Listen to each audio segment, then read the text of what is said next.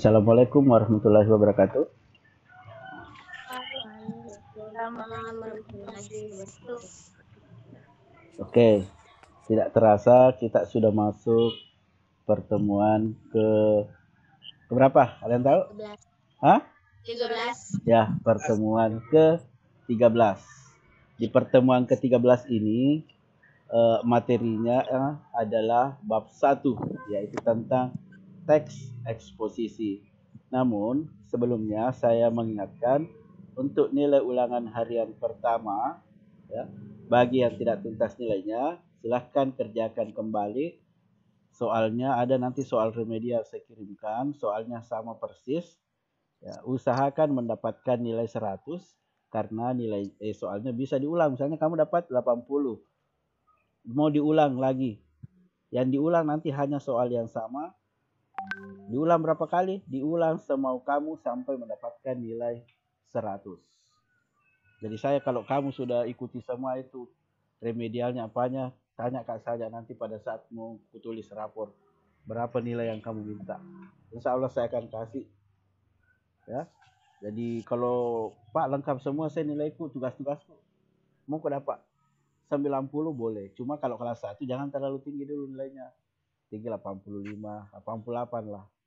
Karena kalau nilaimu itu naik terus 88 naik lagi kelas 10 11 bagus itu nanti bisa mendapat beasiswa, bisa langsung diterima di perguruan tinggi negeri.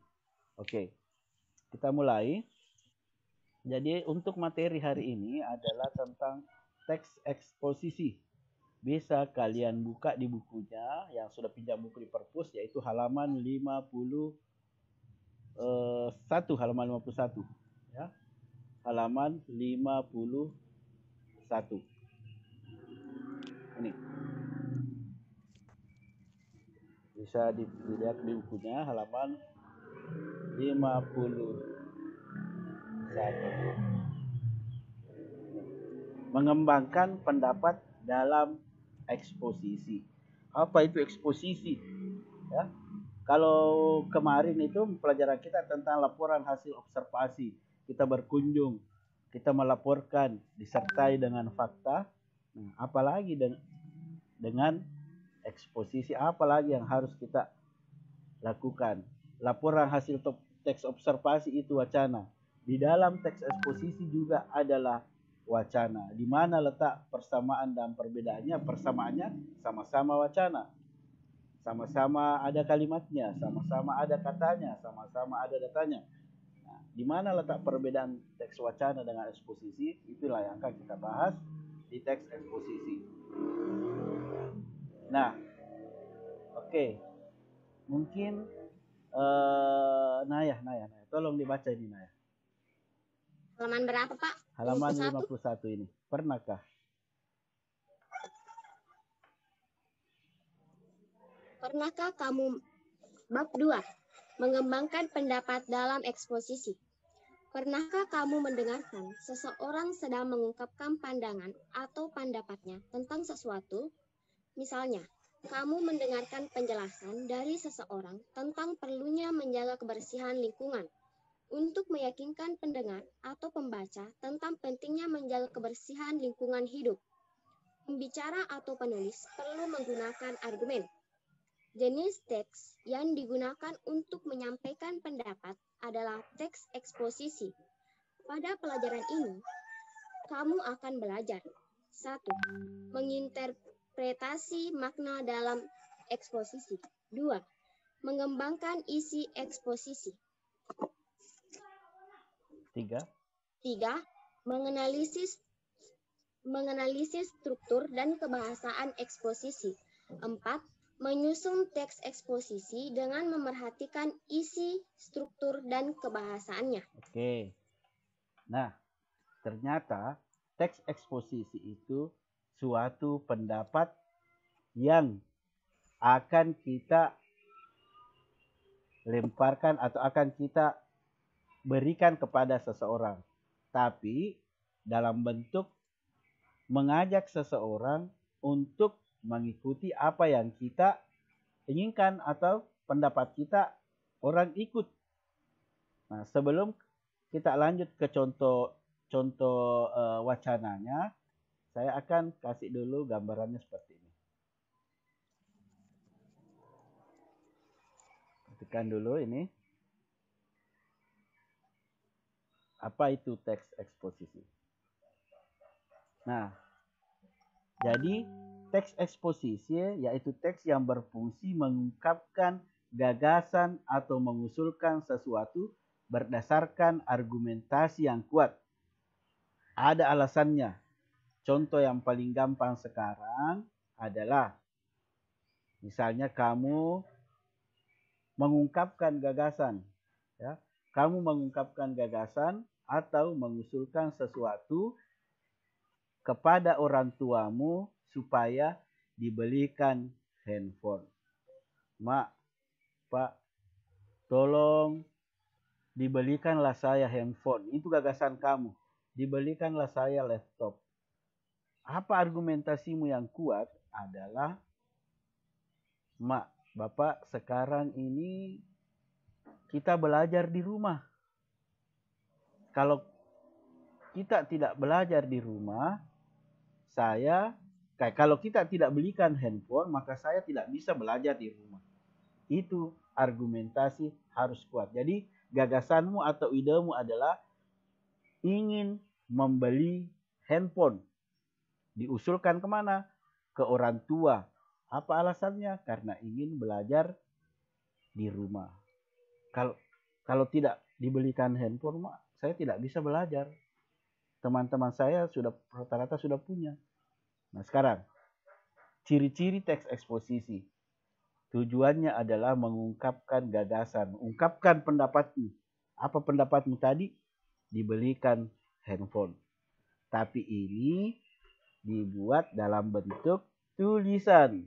Nah, seandainya masih zamannya surat-suratan, kamu tulis menyurat ke orang tua, minta dibelikan handphone. Ya. Tapi berdasarkan pendapat yang kuat, kamu tulis alasan untuk beli handphone. Sekarang lagi belajar di rumah, kita tidak bisa keluar. Kenapa? Karena takut tertular penyakit corona. Jadi kalau saya tidak dibelikan handphone, maka saya tidak bisa belajar. Nah, apa tujuanmu mengungkapkan ide itu supaya disetujui atau ditindaki oleh orang tuamu?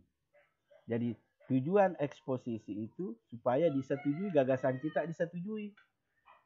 Ya, disetujui sesuai yang diinginkan, apa yang kita inginkan. Jadi kalau kamu tulis itu gagasanmu tadi ingin dibelikan handphone, ya berarti disetujui oleh orang tua. Nah sekarang, ciri-ciri teks eksposisi. Terdapat topik. Apa tadi topiknya itu? Ungkapkan gagasanmu, minta dibelikan sebuah handphone Android atau telepon genggam yang bisa digunakan untuk belajar. Sampaikan secara lugas dan komunikatif. Mak, Bapak, sekarang zamannya belajar di rumah. Kalau saya tidak dibelikan handphone, maka saya tidak bisa mengikuti pelajaran yang sedang berlangsung di sekolah atau yang dilakukan oleh Bapak, Ibu guru. Nah, itu secara lugas dan komunikatif. Aja tu si tapong pedamamu, kode malang HP, rapak mana pen nih? Besalai boleh. Wah, itu namanya tidak lugas dan tidak komunikatif. Ada yang begitu. Kode malang mau teruk, apa ngoto aleku. Wah. Ya, namun ujung-ujungnya karena takut orang tuanya, anaknya dibelikanlah HP. Itu bukan sebuah teks eksposisi karena disampaikan secara tidak lugas dan tidak komunikatif, tetapi disampaikan dengan ancaman. Jadi kalau tidak membelikan Kak HP, tidak mau Kak keluar kamar. Ya, ingat ya. Nah, terdapat fakta berupa data. Nah, apa faktanya tadi? Ingin dibelikan HP. Ya, alasan faktanya lagi tidak bisa belajar di rumah. Terdapat fakta berupa data dan angka. Belikan saja satu HP, satu angkanya. Dengan kuota 10 giga. Ada angkanya 10 giga. Nah, ini ciri-ciri eksposisi. Jadi strukturnya tadi seperti ini. Ada tesis. Ya, tesis itu berisikan pendapat. Apa pendapatnya tadi? Mau dibelikan sebuah handphone. Ya, dibelikan handphone. Apa faktanya? Faktanya tidak belajar. Ya. Faktanya tentunya berdasarkan fakta. Faktanya belajar di rumah.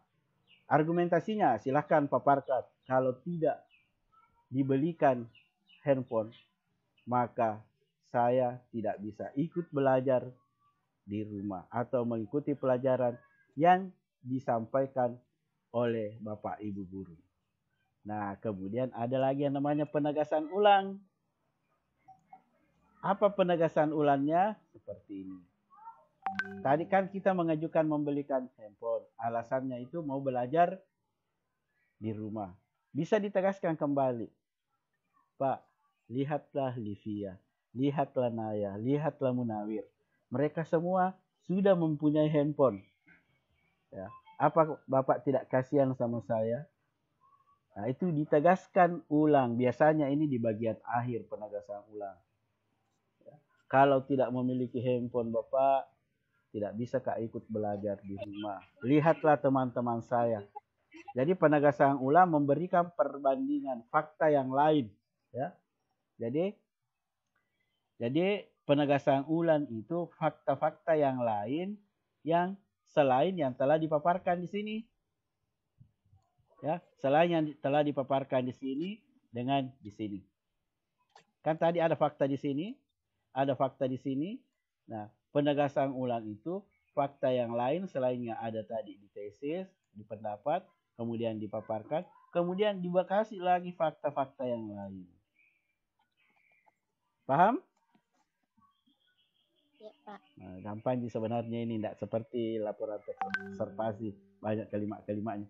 Kalau di ini cukup tesis bagian bersihkan pendapat yang tentunya didasari fakta, kemudian dipaparkan, tentunya juga disertai dengan fakta, kemudian dipertegas lagi. Kalau di laporan hasil teks observasi gagasan penjelas, ya gagasan penjelas. Nah, tapi ini didasari dengan fakta-fakta. Oke. Ada pertanyaan nanti? Ya. Nah, jadi strukturnya seperti ini. Ya, tesisnya dulu, tesisnya tadi apa nah? Argumentasinya, kemudian di tesis ada fakta, di tesis ada fakta, di argumentasi juga ada fakta, tapi faktanya beda yang di sini, di idenya. Kemudian di penegasan ulang ada pendapat atau fakta juga, tapi beda yang ada di tesis dengan di argumentasi dengan di sini. Misalnya di sini tesis, alasannya minta dibelikan HP, mau belajar di rumah. Argumentasinya dipaparkan, apa faktanya? Kalau tidak dibelikan HP, tidak bisa mengikuti pelajaran yang dilakukan oleh Bapak Ibu guru. Kemudian di sini ditegaskan ulang, apa fakta yang lain? Teman-teman saya sudah punya HP. Mereka sudah melaksanakan pembelajaran di rumah. Nah, saya sudah pertemuan ketiga belum ada HP. Bapak, tolonglah belikan saya HP. Ya, faktanya di tesis beda, faktanya di argumentasi beda, ditegaskan ulang beda lagi. Nah, itu kita ke contoh yang ada di buku. Ya. Ada ini di buku halaman tuh ini. Nah, isunya di sini tesisnya adalah bahaya narkoba bagi generasi muda. Generasi muda. Ya. Jadi kita mengajak orang stop menggunakan narkoba. Nah, Bapak Kepala Sekolah yang saya hormati, tadi kita mau dibelikan HP. Ya. Oh, Mama Bapakku yang saya hormati, yang saya patuhi, belikanlah saya HP. Tapi ini beda ya. Ini beda. Ini contoh yang sebenarnya. Tadi yang saya kasih contoh itu salah satu gagasan. Nah, ini. Bapak Kepala yang saya hormati dan Bapak Ibu Guru yang saya taati, serta teman-teman yang saya kasihi, semoga aktivitas kita pada hari ini menjadi amal kebaikan. Wah, Mak Gombal dijolok. Nah, sebelum menyampaikan pidato tentang, jadi ini tadi Mak Gombal dulu, disampaikan secara komunikatif. Ya, sama juga dengan kamu tadi. Sebelum menyampaikan pidato tentang bahaya narkoba bagi generasi muda, izinkanlah saya mengajak Bapak Ibu serta hadirin semua untuk mensyukuri nikmat Tuhan. Ya, masih di tesis. Ya, masih Mak Gombal. Hanya berkat nikmat Tuhan lah kita dapat bertemu dalam kegiatan seminar hari ini. Nah, masuk lagi. Nah, ada isu yang dia tebarkan. Dewasa ini, narkoba menjadi ancaman yang sangat mengerikan. Berarti di sini isunya atau tesisnya adalah ancaman ya yang terjadi apabila kita mengkonsumsi narkoba ini. Narkoba telah menjadi ancaman mengerikan bagi generasi muda. Berarti juga menjadi ancaman bagi keberlangsungan bangsa Indonesia. Nah, ini fakta ini, argumentasi ini, ada data dan angka. Nah, datanya. Tanggal 13 Mei 2013 mencatat ada 158.812 narapidana dan tahanan di Indonesia. 51.000 orang diantaranya adalah narkoba. Wah, inilah datanya. Ya, argumentasinya. Nah, ini masuk semua sepanjang ada angka-angkanya ini. Ini adalah argumentasinya, datanya. Nah, di mana letak gagasan penjelasnya atau penegasan ulangnya? Lihat di bagian akhir. Ya, ini. Sebagai generasi muda, calon penerus perjuangan bangsa, sudah seharusnya kita menyiapkan diri menjadi generasi yang berkualitas. Upaya menghindarkan diri dari bahaya penyalahgunaan narkoba setidaknya dapat dilakukan melalui 3 hal. Nah, ini ajakannya. Penegasan ulang pendapat. 1. Masing-masing kita membentengi diri. 2. Meningkatkan keimanan. Jadi kalau kita bentengi diri kita dengan berolahraga mungkin, atau melakukan kegiatan-kegiatan yang lain, bisa mencari kesibukan itu, kemungkinan untuk mengkonsumsi narkoba itu jauh. Kedua, meningkatkan keimanan ya dan ketakwaan kepada Allah seraya memohon agar kita. Kemudian ketiga, hendaklah kita selalu ingat bahwa apapun yang kita lakukan, jadi pertama, kedua, ketiga, inilah yang dimaksud penegasan ulang. Seperti itu. Nah, lalu bagaimana dengan mereka? Oke, kita lihat di buku ini. Narkoba, ini isunya, pendapat yang disampaikan. Ini argumennya. Ya, ini argumennya. Argumen yang lain itu tadi ini. Ini juga. Kemudian rekomendasi atau penjelasannya, ini penegasan ulangnya, ini rekomendasi biasa juga disebut penegasan ulang pendapat. Kalau disingkat ini, generasi muda calon penerus, seharusnya kita menyiapkan diri menjadi generasi yang berkualitas dengan 3 cara. Apa tadi itu?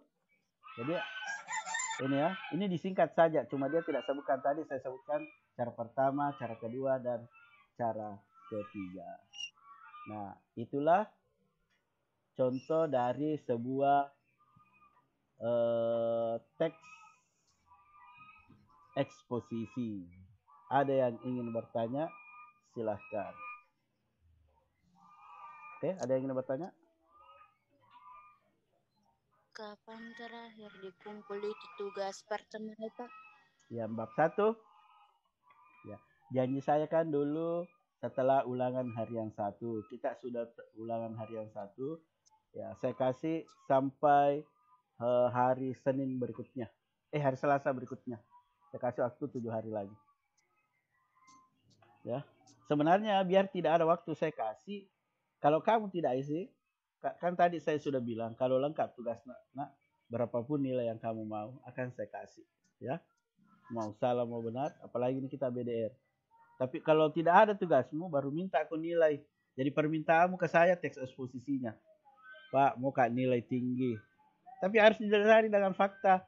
Iya Pak, syaratnya kan Bapak bilang harus lengkap tugasnya. Saya cek ternyata lengkap. Berarti saya harus memenuhi janji saya. Memberikan nilai ke kamu. Paling rendah 80 misalnya. Oke, ada lagi pertanyaannya bagus? Jadi saya ulangi. Ya, sebelum saya tutup saya ulangi dulu. Jadi materi kita hari ini adalah tentang teks eksposisi. Apa itu teks eksposisi? Adalah teks yang mengungkapkan gagasan atau pendapat, mengusulkan sesuatu agar pendapat kita dipenuhi. Jadi tujuannya kita membuat teks eksposisi agar apa yang kita ungkapkan, apa yang kita gagaskan itu dipenuhi. Ciri-cirinya terdapat topik dan isu, disampaikan secara lugas dan komunikatif, tidak memaksa atau mengancam, terdapat fakta berupa data dan angka. Nah, kemudian strukturnya ada tesis, ya. Nah, di sini kita ungkapkan dulu, kemudian ada argumentasi. Di sini kita ungkapkan ada faktanya, kemudian kita argumentasikan, ada juga faktanya, tapi beda dengan fakta yang di sini. Ambil fakta yang lain, kemudian direkomendasikan ulang atau ditegaskan ulang. Ada juga faktanya, beda fakta yang ada di sini, ada di sini, tapi saling terkait. Nah, oke. Ada lagi? Sebelum saya tutup, ada pertanyaan lagi? Oke, kalau tidak ada, Rifki nyalakan videonya semuanya.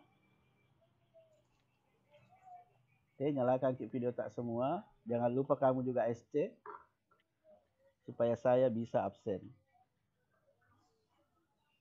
Oke, sudah menyala semua videonya. Masih ada Marda. Marda, nak tolong dinyalakan video tak. Oh, Marda. Marda. Ayo konser Marda di dapur. Oke, sudah menyala. Oke ya, terima kasih Marda sudah dinyalakan. Jadi saya hitung 1, 2, 3. Saya sudah absen. Jadi saya tidak absen lagi satu-satu kayak dulu. Kalau begini langsung. Oke, ada pertanyaan sebelum saya tutup? Jadi saya ulangi kembali. Kita hari ini belajar tentang teks eksposisi. Apa itu teks eksposisi? Adalah teks atau wacana yang berisikan pendapat atau ide yang kita ungkapkan. Ya. Kemudian diusahakan mengajak orang yang mendengarnya disertai dengan fakta. Kemudian diperjelas lagi disertai dengan fakta yang lain. Nah, ada yang bertanya? Tidak ada? Tidak ada ya? Halo? Ya? Tidak ada? Ya? Marda? Pak. Apa? Tidak, Pak. Tidak ada, Ji. Oke, kalau tidak ada, terima kasih atas kehadirannya. Semoga kita tetap sehat-sehat. Insya Allah minggu depan atau 3 hari yang akan datang, pulsa sebanyak bergiga-giga bukan pulsa, kuota akan dikirimkan ke nomor yang telah kamu daftar. Ya, berapa giga Pak? 35 giga. Rio pesat di nyawaku. Apa Mario nilai Rifki ada. Ya, jadi biar nanti tidak ada lagi alasan tidak ikut. Ya, jadi ada kuota banyak-banyak. Oke, kalau tidak ada pertanyaan, saya ucapkan sekali lagi terima kasih. Kita lanjut di grup WhatsApp. Assalamualaikum warahmatullahi wabarakatuh.